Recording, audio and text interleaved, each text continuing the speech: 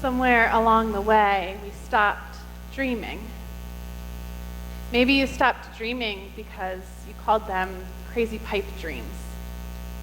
Or maybe things in your life came in unexpectedly that caused you to buckle down or to get serious or to grow up or to simply be more realistic. Or maybe that's just what you called it. Or maybe you traded those dreams you had when you were a kid for what we know as the American dream. You know, the house, the 2.5 kids, the minivan, and the nice sports car. The American dream is that dream that keeps us wanting more. More money, more possessions, more ways of getting to the top. And even if we are in the job that we dreamed that we would have when we were young, the American dream can sometimes get in the way of our whys and our passions and our meaning in life. Because after all, bills have to be paid, right? And we want to live comfortably. We want to make our families and our spouses happy. We want our children to have a better life than the life that we had. Old Testament scholar Walter Brueggemann describes our culture in the following way: a society of 24/7 multitasking in order to achieve, accomplish, perform, and possess. We want more, have more, own more, use more, eat and drink more. And the result is an endless pursuit that is always unsatisfied, because we never have gotten or done enough.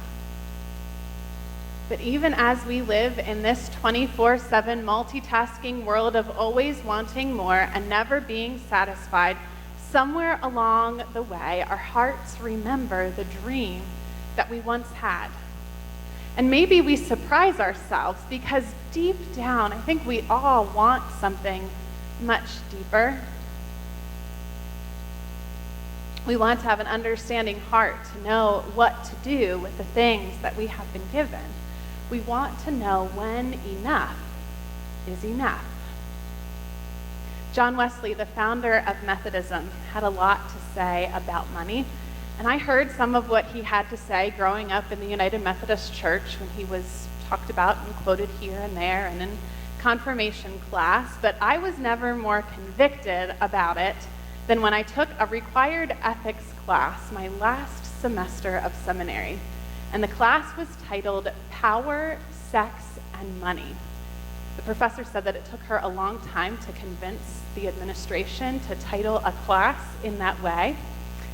But we talked about money in that last third of the semester, and one of our required readings was Wesley's sermon titled The Use of Money. And I struggled with John Wesley a lot that semester. What he has to say is really very, very hard to follow.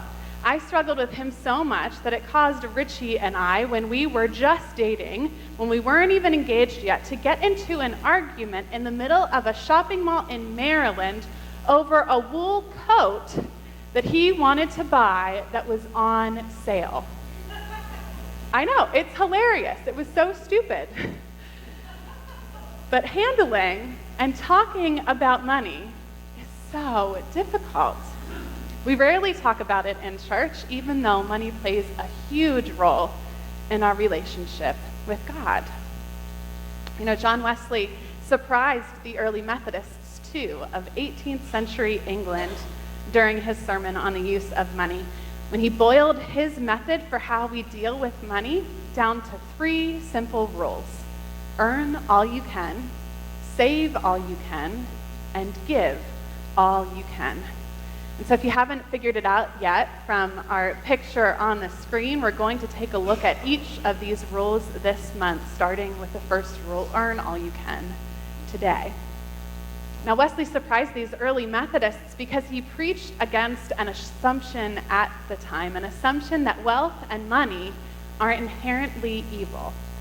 John Wesley believed that money was an excellent gift from God, and he called it a most compendious instrument of transacting all manner of business and if we use it according to the Christian wisdom of doing all manner of good.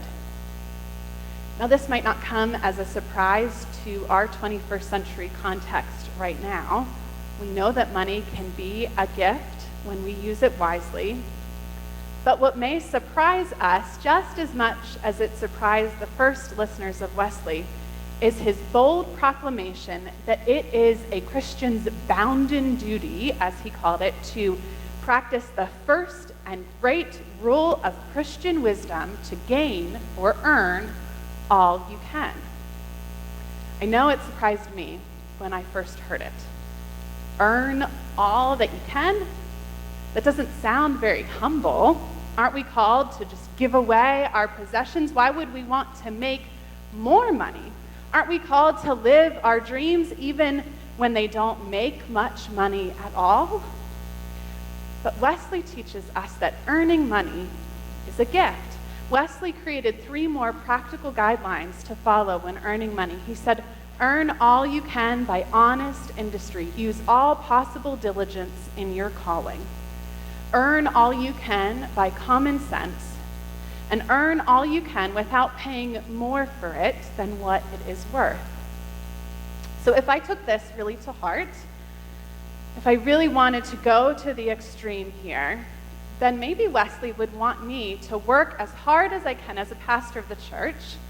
But then Wesley would also want me to see how I can earn more money by writing a book or writing articles for Christian journals or blogs or speaking in different podcasts. Wesley would want me to have jobs on the side that could pad my bank account. And then that could give me many opportunities. It could give me an opportunity to spend more time with Tory Burch, which I quite like, or to take that dream vacation, or to buy that dream house that Richie and I can visit when we're on those dream vacations. Well, if we think that that is what John Wesley meant, then we'll be pretty disappointed when we hear him say that we should employ our gift of earning money not for our greatest advantage, but for the greatest advantage. Wesley goes on to say this: in the present state of mankind, it is an excellent gift of God, answering the noblest ends in the hands of his children. It is food for the hungry, drink for the thirsty, raiment for the naked. It gives to the traveler and the stranger where to lay his head. And Wesley then preaches that through earning all we can, we may supply the place of a husband to the widow and a father to the fatherless. We may be a defense for the oppressed, a means of health to the sick, of ease to them who are in pain, as eyes to the blind and as feet to the lame. No wonder John Wesley called earning money a gift. It enables us to be the answer to somebody's prayer. Our gospel reading today could really fit into any one of Wesley's 3 simple rules. But the heart of it deals with earning a lot of money. Jesus was speaking to a crowd, and then someone asks Jesus to convince his brother to divide his family inheritance with him. So Jesus could have gotten real personal with these 2 brothers and tried to help them to settle it all. But instead, Jesus does what he does many times, one of the things he does best. He tells a parable, a story. And it's the story of a rich farmer who has a bumper crop one year. Mind you, this farmer is rich before the bumper crop came. Now he has gained more food than he can handle, more than all of his barns can contain. And you don't have to be a farmer to know that this is an amazing problem to have. The farmer has a conversation with himself on how to deal with this. And in those 60 words that Jesus uses for this man's dialogue with himself, he uses the first person pronoun 10 times. He didn't consult a financial planner or his family or an advisor. He didn't think to even talk to God about what he should do with all of it. Instead, he talks to himself and he says, "Self, You know what you could do? You could pull all of those old barns down, and then you could build even bigger barns in their places, and then everything could be stored in there. And self, when you do that, you could say to yourself, you have saved up enough money for years. So relax and eat and drink and be merry. And if that parable was a true story, and if that farmer was living today, that farmer would be on the cover of Forbes magazine. He would be a cable news personality. After all, with his plan, he's achieving the American dream, right? Greed can be so very dangerous. Jesus said that God called the rich farmer a fool.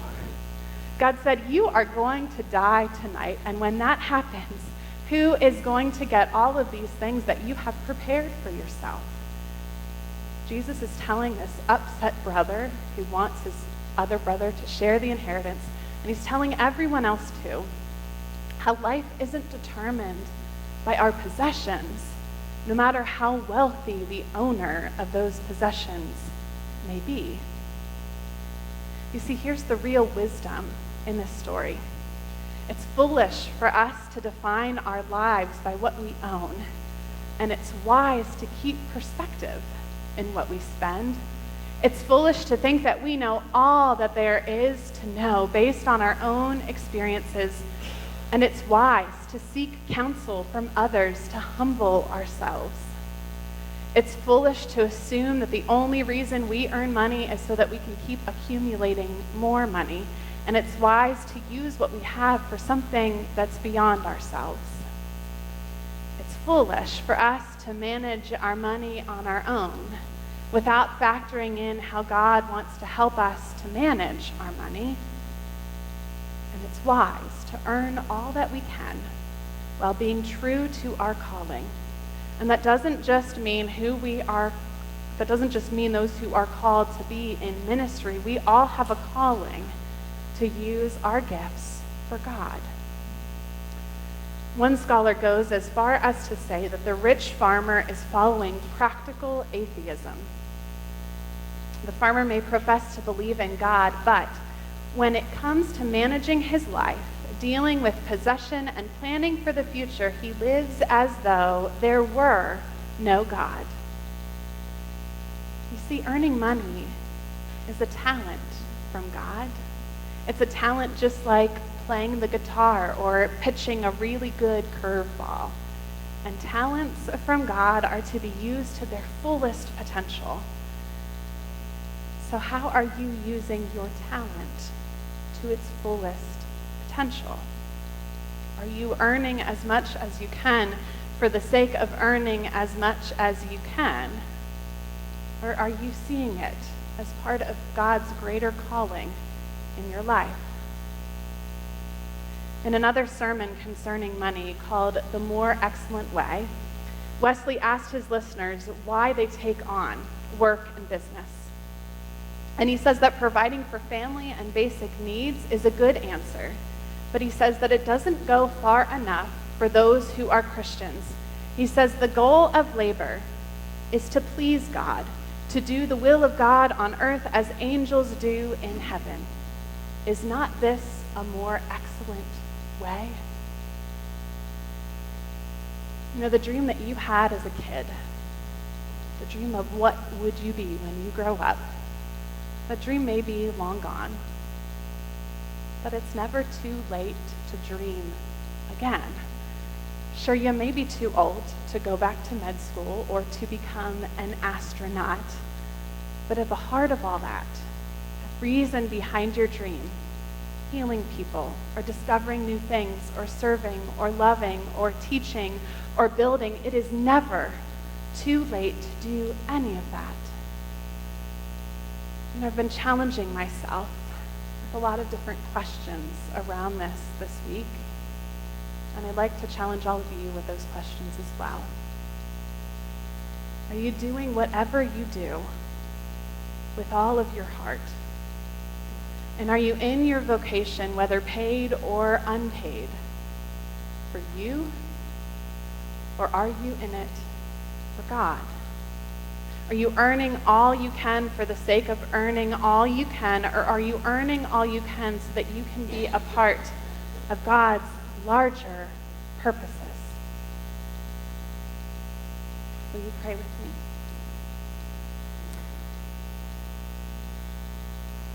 God, this can be really difficult stuff. Help us.